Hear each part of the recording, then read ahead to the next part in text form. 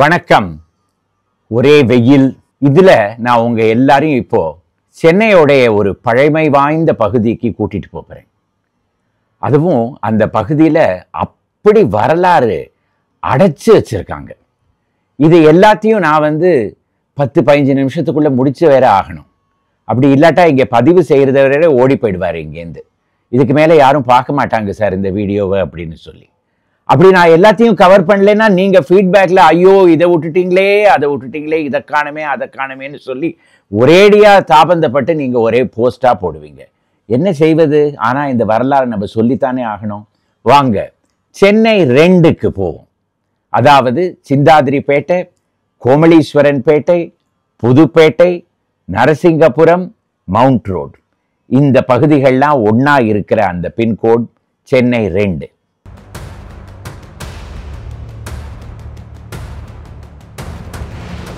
சென்னை 2உடைய மிக பழமை வாய்ந்த பகுதி எது?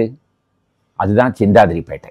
ஆங்கிலேயர்கள் நெசவாளர்களுக்காகவே 18வது நூற்றாண்டுடைய தொடக்க காலத்துல ஒரு கிராமத்தை தயார் செய்யணும் அப்படின்னு ஒரு முடிவுக்கு வந்தாங்க. அதற்கு ஏற்கனவே சுங்குராம செட்டி அப்படிங்கிற துபாஷ் ஒரு மிக அழகாக ஒரு தோட்டம் வளர்த்திருந்தார். கூவம் நதி அந்த தோட்டத்துடைய 3 புறத்துல சுத்தி வளவாக வந்துட்டு இருந்த அழகான பகுதி. ஏராளமான மரங்கள், நல்ல நிழல், நீர்வளம் வேற. ஏன்னா கூவம் நதியில அப்போ நிறைய நீர் இருந்திருக்கு. இந்த இடத்துல தான் நெசவாளர்களை அமைக்கலாம் அப்படின்னு சொல்லி கம்பெனி அந்த தோட்டத்தை சுங்குராம செட்டிக்கிட்டேருந்து எடுத்து வெண்ணால ஆதிநாராயண செட்டி, சின்னத்தம்பி முதலியார் 2 பேர்களுக்கு குத்தகையில கொடுத்து இந்த இடத்துல நெசவாளர்களுக்காக ஒரு கிராமத்தை தயார் செய்து விடுங்க அப்படின்னு சொல்லிட்டாங்க. இவங்க 2 பேருமா சேர்ந்து தயார் செய்தது தான் சிந்தாதிரிப்பேட்டை, சின்ன தரிப்பேட்டை. மிக அழகாக ஒரு பிளான் செய்து தயார் செய்யப்பட்ட ஒரு பகுதி. இப்பொழுது நீங்க அங்க போனீங்கன்னா நேராக நடுவுல ஒரு வழி. அதுக்கு தான் அருணாச்சல நாயக்கன் தெரு அப்படின்னு பேரு. 2 பக்கமும் ஒரு மீனோட எலும்பு கூடு மாதிரி பாதைகள் அப்படியே பிரிந்து கொண்டே வரும். அந்த அருணாச்சல நாயக்கன் தெருலேருந்து எல்லா பாதையும் கூவம் நதியில போய் முடியும். ஒரு காலத்துல சிந்தாதிரிப்பேட்டையில வெள்ளமே வராது அப்படின்னு சொல்லுவாங்க. ஏன்னா அந்த அருணாச்சல நாயக்கன் சாலை ஒரு மேடாக இருந்து அதிலிருந்து எல்லா பாதைகளும் அப்படியே சரிந்து அந்த கூவம் நதிக்கு போய்விடும். மழை பெஞ்சதுன்னா எல்லா தண்ணியும் கூவத்துக்கு போய்விடும் அப்படின்னு ஒரு காலத்துல அப்படி ஒரு பிளான் இருந்தது. இப்போ அப்படி இருக்கா என்று தெரியாது. இந்த சிந்தாதிரிப்பேட்டையில பெரும்பாலும் இந்த ரோடுகள் எல்லாத்துக்குமே துபாஷ்களுடைய பெயர் உண்டு, பழைய போலீஸ் அதிகாரிகளுடைய பெயரும் உண்டு. உதாரணத்துக்கு லெஃபான் ஸ்ட்ரீட், காக்ஸ் ஸ்ட்ரீட், இந்த மாதிரி பெயரெல்லாம் உண்டு. இதோடைய வரலாறை எடுத்து காட்டுவதற்காக இருக்கிற இந்த பெயர்கள் எல்லாம். சிந்தாதிரிப்பேட்டையிலேயே மையமாக ஒரு கோவில், அதுதான் ஆதிகேசவ சுவாமி, ஆதிபுரீஸ்வர சுவாமி, அதாவது விஷ்ணு சிவன் 2 பேரும் ஒன்று என்று எடுத்து காட்டுவது போல ஒரே கோவில், நடுவுல ஒரு தடுப்பு செவர், இந்த பக்கம் விஷ்ணுவுக்கு கோவில், இந்த பக்கம் சிவனுக்கு கோவில், நடுவுல ஒரே ஒரு குளம். இதுவும் வெண்ணாள ஆதிநாராயண செட்டியும் அந்த சின்னத்தம்பி முதலியாரும் சேர்ந்து கட்டினது.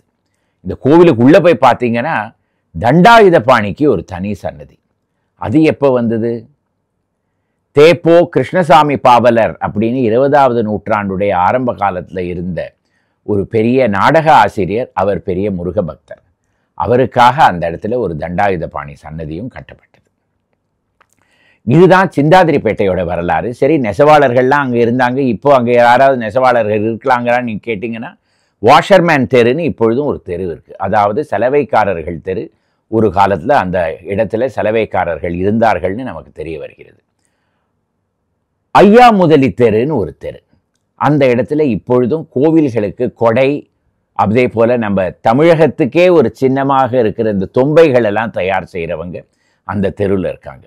அந்த தொழில் என்னவோ 1950களில் தான் இந்த பகுதிக்கு வந்தாலும் இப்பொழுது நெசவாளர்களுக்கும் சிந்தாதிரிப்பேட்டைக்கும் இருக்கிற தொடர்பு அது ஒன்று தான். எப்படி கூவம் நதி சிந்தாதிரிப்பேட்டையை சுற்றி 3 புறங்கள்லையும் வருதோ அதே போல இதற்கு அடுத்து இருக்கிற பகுதி கோமளீஸ்வரன்பேட்டை, அதை சுற்றியும் கூவம் நதி வருகிறது. திடீர்னு கூவம் நதி அந்த இடத்துல மேற்குலேருந்து கிழக்கு வர நதி வடக்கு நோக்கி பாய்கிறது. இந்த மாதிரி ஒரு நதி இந்தியாவில் எந்த இடத்துல திடீர்னு வடக்கு நோக்கி சென்றாலும் அந்த இடத்துல அதற்கு உத்தரவாகினி என்று பெயர் கொடுத்து அந்த இடத்துல ஒரு சிவன் கோவிலை கட்டிவிடுவார்கள். உதாரணத்துக்கு சித்ராவத்தின்னு ஆந்திராவில் இருக்கிறது. அதே போல் வாரணாசியில் கங்கையும் அதே போல் வடக்கு நோக்கி செல்வதனால தான் அந்த இடத்துல விஸ்வநாதருக்கு ஒரு கோவில். அதே போல் இந்த கோமலீஸ்வரன் பேட்டை அப்படிங்கிற பகுதியில் கோமலீஸ்வரருக்கு ஒரு கோவில் இருக்கிறது. நீங்கள் போய் பார்த்தீர்களானால் பக்கத்திலேயே கூவம் நதி போய் கொண்டிருக்கும். 100 வருடங்களுக்கு முன்னாடி வரையில் பூவெல்லாம் பரிசல்ல எடுத்து கொண்டு வந்து இந்த கோவிலில் கொடுத்துட்டு இருந்தாங்க அப்படின்னு வரலாறு சொல்கிறது. ஆனால் இப்பொழுது அதெல்லாம் நம்ப கூட முடியாது. இந்த சிந்தாதிரிப்பேட்டையில் எப்படி ஒரு காலத்தில் நெசவாளர்கள்லாம் இருந்தாங்களோ அதே போல் கோமலீஸ்வரன் பேட்டையில் பெரிய பணக்கார துபாஷெல்லாம் இருந்திருக்காங்க. உதாரணத்துக்கு காஞ்சிபுரம் பச்சையப்ப முதலியார், அவரை யாரால மறக்க முடியும்? இப்பொழுதும் சிபிஎம் ஸ்ட்ரீட்னு அந்த இடத்துல ஒரு தெரு இருக்கிறது. அதாவது குஞ்சிவரம் பச்சையப்ப மூடெல்லி ஸ்ட்ரீட். ஆங்கிலேயர்கள் அவருடைய ஆவணங்களில் அவருடைய பெயரை அப்படிதான் எழுதியிருந்தாங்க, சிபிஎம் ஸ்ட்ரீட். இப்பொழுது அந்த இடத்துக்கு போனால் அது ஏதோ கம்யூனிஸ்ட் பார்ட்டி ஆஃப் இந்தியா மார்க்சிஸ்டுக்கு ஒரு தெரு இருக்கிற மாதிரி நீங்கள் நினைக்கலாம். ஆனால் அது பச்சையப்ப முதலியாரை நினைவு கூறுவதற்காக பெயர் கொடுக்கப்பட்டிருக்கிற தெரு. அதே போல் ஸ்ரீனிவாச பிள்ளை ஸ்ட்ரீட், ஐயா முதலி ஸ்ட்ரீட், சுவாமிநாயக்கன் ஸ்ட்ரீட், இந்த மாதிரி இது எல்லாம் துபாஷ்களுடைய பெயர் வைத்த தெருக்கள் தான். அடுத்தது இந்த சிந்தாதிரிப்பேட்டை, அதற்கு அடுத்தது வந்து கோமலீஸ்வரன் பேட்டை. அப்படியே கூவம் நதி ஓரமாக ஒரு 19வது நூற்றாண்டில் ஒரு புது கிராமம் தயாரானது. புது கிராமத்துக்கு என்ன பெயர் கொடுப்பது? அதுதான் புதுப்பேட்டையாக மாறிவிட்டது. இப்பொழுது புதுப்பேட்டைன்னு சொன்னாலே ஆட்டோ கிரே பார்ட்ஸ் மார்க்கெட். அந்த இடத்துல வந்து வண்டிகளுக்கெல்லாம் புதுசாக ஸ்பேர் பார்ட், ஆனால் பெரிய கம்பெனிலேருந்து கிடைக்காது, ஒரு வேறு மாதிரி ஒரு கம்பெனிலேருந்து கிடைக்கும். அந்த இடத்துல இருக்கிற அந்த மார்க்கெட் தான் அந்த புதுப்பேட்டையில் இருக்கிறது. சரி, நரசிங்கபுரம்னு ஒரு கிராமத்தை பற்றி சொன்னீங்களே, அது எங்கே இருக்குது அப்படின்னு நீங்கள் கேட்கலாம். அதான் சார் ரிச்சி ஸ்ட்ரீட். ஆஹா, ரிச்சி ஸ்ட்ரீட்டுக்கு ஒரு காலத்தில் நரசிங்கபுரம்னு பெயர் இருந்ததா? அந்த தெருக்குள்ளே போய் அந்த நெரிசலில் நடந்து கடைசியில் போய் பாருங்கள், 2 தெரு, Narasingapuram first street, Narasingapuram second street. அதுதான் அந்த கிராமத்தோடைய பழைய பெயர். அப்போ இந்த ரிச்சி ஹைகோர்ட்டில் ரெஜிஸ்ட்ராராக இருந்தார் 19வது நூற்றாண்டில். அவருடைய பெயர் வைக்கப்பட்டிருக்கிறது. இப்போ இது எல்லாமே எலக்ட்ரானிக்ஸ் மார்க்கெட் தான். ஆனாலும் இந்த நரசிங்கபுரம், கோமலீஸ்வரன் பேட்டை, புதுப்பேட்டை, சிந்தாதிரிப்பேட்டை எல்லாத்துக்கும் ஒரு முதுகுத்தண்டு மாதிரி இருக்கிறது மவுண்ட் ரோடு. மவுண்ட் ரோடுங்கிறது சென்னையோடைய மிக முக்கியமான ஒரு பாதை. ஆங்கிலேயர்கள் கோட்டையில் வசிக்கும் பொழுது அவர்களுடைய இராணுவம் எல்லாம் சென்ட் தாமஸ் மவுண்ட்ல இருந்தது.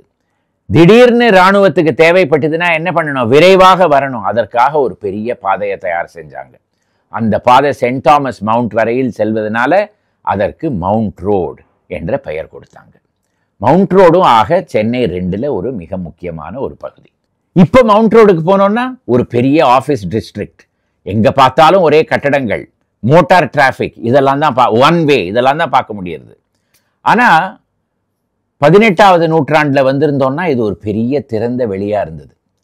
கோட்டைக்கு பிறகு தீவு, தீவுக்கு பிறகு மவுண்ட் ரோடு, மவுண்ட் ரோடுடைய ஒயிட்ஸ் ரோடும் மவுண்ட் ரோடும் சந்திக்கிற இடத்துல ஒரே ஒரு சத்திரம், அதுக்கு உத்தண்டி சவுல்ட்ரி அப்படின்னு பெயர். அதனால இந்த பகுதிக்கே வந்து ஆங்கிலேயர்கள் கிரேட் சவுல்ட்ரி பிளேன் அப்படின்னு பெயர் கொடுத்து விட்டார்கள்.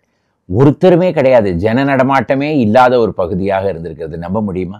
நாளடைவில் மவுண்ட் ரோடு விரிவாக்கம் அடைந்த உடனே இந்த இடத்துல ஆங்கிலேயர்கள் வசிக்க ஆரம்பித்தார்கள். முதல்ல வந்து வசிக்க ஆரம்பித்தது சென்னை மாகாணத்துடைய கவர்னர்.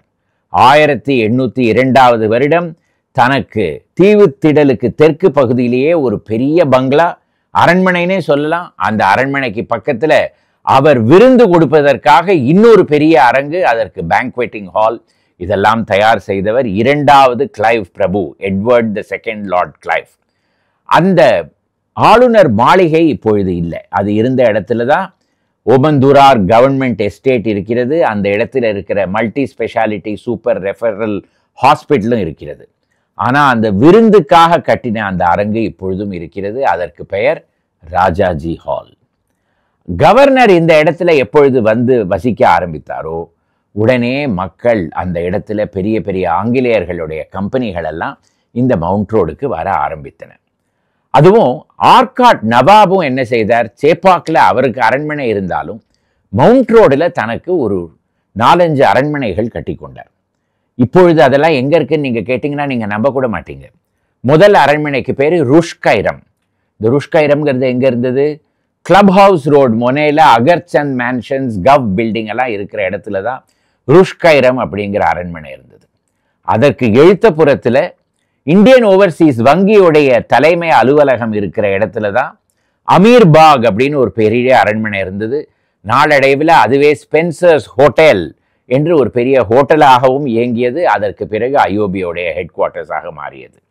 அதற்கு அருகே இப்பொழுதும் இருக்கிற அந்த காயிதே மில்லத் காலேஜ், மதரசாயே ஆசம், இந்த 2 கல்வி நிறுவனங்களும் இருக்கிற இடத்துல தான் உம்தாபாக்னு ஒரு பெரிய அரண்மனை நவாபுக்கு இருந்தது. அந்த இடத்துல தான் 1851 வருடம் தொடக்கப்பட்ட கவர்மெண்ட் மதரசாயே ஆசம் என்ற பள்ளிக்கூடமும் 1930களில் கவர்மெண்ட் ஆர்ட்ஸ் காலேஜும் வந்தது. கவர்மெண்ட் ஆர்ட்ஸ் காலேஜ் இந்த இடத்திலிருந்து சுதந்திரத்திற்கு பிறகு இடம் மாறின உடனே இந்த இடத்துல ஒரு விமென்ஸ் காலேஜ் வந்ததுதான். அதுதான் இப்பொழுது காயிதே மில்லத் காலேஜாக இருக்கிறது. ஆக இந்த மாதிரி இந்த சென்னை 2ல் மிக பழமை வாய்ந்த கல்வி நிறுவனங்கள்லாம் உண்டு. உதாரணத்துக்கு இந்த சிந்தாதிரிப்பேட்டையில் சிந்தாதிரிப்பேட் ஹையர் செகண்டரி ஸ்கூல்னு ஒன்று இருக்கு. அது எப்பொழுது ஆரம்பிக்கப்பட்டது தெரியுமா உங்களுக்கு? 1845 வருடம். அதே போல சிந்தாதிரிப்பேட் கல்யாணம் கேர்ள்ஸ் ஹையர் செகண்டரி ஸ்கூல் 1948 வருடம் ஆரம்பிக்கப்பட்டது. மவுண்ட் ரோட்ல ஒரு மிக அழகான சர்ச், கிரைஸ்ட் சர்ச்னு பேர். அதை தொடக்கி வைத்தவர் 19வது நூற்றாண்டுல இந்த இடத்துல குதிரைகள், லாயங்கள் இதிலெல்லாம் பெரிய வியாபாரம் செய்த தாமஸ் பார்க்கர் வாலர் என்பவர். அவர் 1842 வருடம் இந்த இடத்துல ஒரு பள்ளிக்கூடத்தை ஆரம்பித்து வைத்தார்.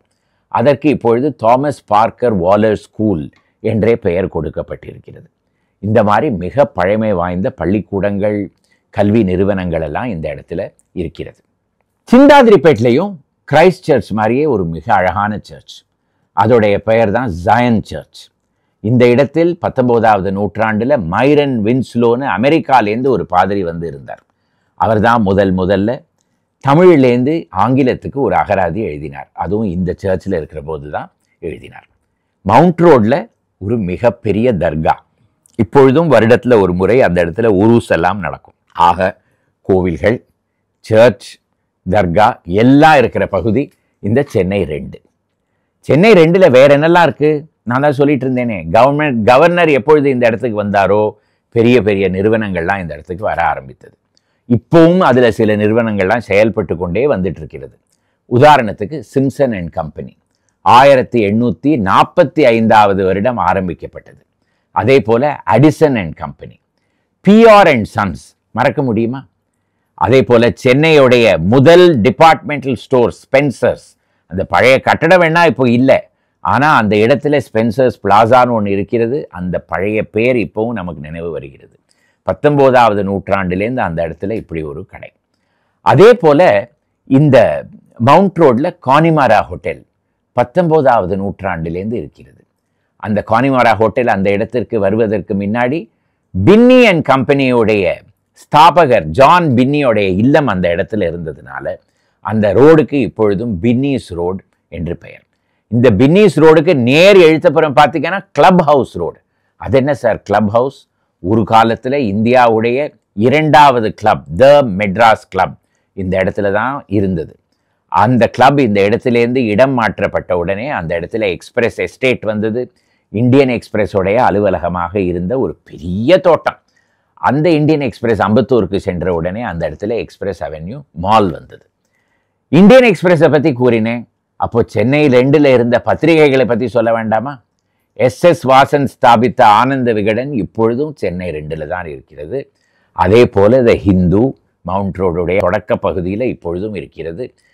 ஹிந்து முதல்ல செயல்பட்டு கொண்டு வந்திருந்த கட்டடம் நம்பர் 100 மவுண்ட் ரோட்ல இருந்து தான் தமிழ் ஹிந்து இப்பொழுதும் வந்து கொண்டிருக்கிறது. ஹிந்துக்கு அடுத்த கட்டடம் த மெயில், ஒரு காலத்தில் சென்னையில் மாலை வேளையில் வந்து கொண்டிருந்த ஒரு பிரபலமான நியூஸ் பேப்பர். அந்த கட்டடம் இன்னும் அப்படியே இருக்கிறது. எழுத்தப்புறத்தில் விஜிபியோடைய அலுவலகம் விக்டரி ஹவுஸ், ஒரு காலத்தில் அங்கே இருந்து தான் ஸ்வதேசமித்ரன் பத்திரிகை வந்து கொண்டிருந்தது. ஆக பத்திரிகைகளுக்கும் இந்த சென்னை 2 ஒரு பெரிய ஒரு மையமாக ஒரு காலத்தில் இருந்திருக்கிறது. பாத்தீங்களா, பத்திரிகைகளை பத்தி சொல்லிக்கொண்டே வந்தேன். அயோத்திதாஸ் பண்டிதர் ஒரு பைசா தமிழன் தொடக்கி வைத்ததே சிந்தாதிரிப்பேட்டையில தான். அதாவது சமூக சீர்திருத்தத்துக்கு ஆரம்பமாக இருந்த அந்த பத்திரிகை சிந்தாதிரிப்பேட்டையிலேருந்து வந்து கொண்டிருந்தது. மவுண்ட் ரோட்ல இன்னும் 2 கட்டடங்கள், பாரத் இன்சூரன்ஸ் பில்டிங், ஒரு காலத்துல கார்டில்ஸ் பில்டிங் என்று பெயர், WE ஸ்மித் என்ற நிறுவனத்துடைய அலுவலகமாக இருந்தது. அதற்கு பிறகு பாரத் இன்சூரன்ஸ் பில்டிங்காக மாறியது. இப்பொழுது ஒரு இடியும் நிலையில் இருக்கிறது. ஆனால் அதை என்னவோ LIC புதுப்பிக்க போகிறது என்று கூறுகிறார்கள். அதற்கு அருகே LICயுடைய கட்டடம். இப்பொழுதும் சென்னையில் வந்து சார் சென்னையுடைய மிக உயரமான கட்டடம் எதுன்னு கேட்டிங்கன்னா மக்கள் LIC அப்படின்னு தான் சொல்லுவாங்க. ஆனால் ஏதோ 14 மாடி தான், 50 மாடி 60 மாடியெல்லாம் வந்தாச்சு அடுக்குமாடி கட்டடங்கள். ஆனால் மக்கள் மனதில் என்னவோ டாலஸ்ட் பில்டிங் ஆஃப் மெட்ராஸ் அப்படின்னு சொன்னால் LIC பில்டிங், அதுவும் சென்னை 2ல் தான் இருக்குது. சரி இந்த மாதிரி ஆஃபீஸு, இந்த நியூஸ் பேப்பர் இதெல்லாம் சொல்லிட்டீங்க. ஒரு காலத்தில் இந்த சென்னை 2 தான் என்டர்டெயின்மெண்ட்டுக்கே ஒரு ஹப்பாக இருந்தது அப்படின்னு சொல்லுவாங்களே, அப்படி என்னதான் இருந்தது இந்த இடத்துல? நீங்கள் இன்னும் அந்த கேள்வியை கேட்கவே இல்லையே. சொல்கிறேன். சினிமா, தியேட்டர் எல்லாமே சென்னை 2ல் தான் ஒரு காலத்தில் இருந்தது. அதாவது ஒரு நாள் நீங்கள் வந்து சினிமாவுக்கு போகணும்னு ஆசைப்பட்டு மவுண்ட் ரோடுக்கு வந்து இறங்கிட்டீங்கன்னா, ஒரு தியேட்டரில் டிக்கெட் கிடைக்கலன்னா அடுத்த தியேட்டருக்கு போகலாம், அடுத்ததுக்கு போகலாம், எங்கேயாவது ஒரு இடத்துல உங்களுக்கு டெஃபினட்டாக டிக்கெட் கிடைச்சிடும். ஒரு மாலை வேலையை ஹாயாக ஸ்பெண்ட் பண்ணிட்டு வரலாம். என்னெல்லாம் தியேட்டர் இருந்ததுன்னு பாருங்க. முதல்ல பார்த்தீங்கன்னா லிரிக் தியேட்டர். இது வாலாஜா ரோட் சாலையோடைய முனையில் இருந்தது. அந்த லிரிக் இருந்த இடத்துல தான் 1913 எல்ஃபின்ஸ்டன் தியேட்டர் வந்தது. அதே எல்ஃபின்ஸ்டன் தியேட்டர் இடம் மாறி எழுத்தப்புறம் சென்று நியூ எல்ஃபின்ஸ்டனாக மாறிவிட்டது. இந்த நியூ எல்ஃபின்ஸ்டனுடைய பக்கத்திலேயே ஒரு சப்வே இருக்கிறது, மவுண்ட் ரோட் சப்வே. அந்த சப்வேக்கு இப்பொழுதும் எல்ஃபின்ஸ்டன் சப்வே அப்படின்னு சொல்லுவாங்க. சரி, எல்ஃபின்ஸ்டன் எங்கே இருக்குன்னு கேட்டால் யாருக்குமே தெரியாது. ஆனால் பேர் என்னவோ எல்ஃபின்ஸ்டன் சப்வே தான்.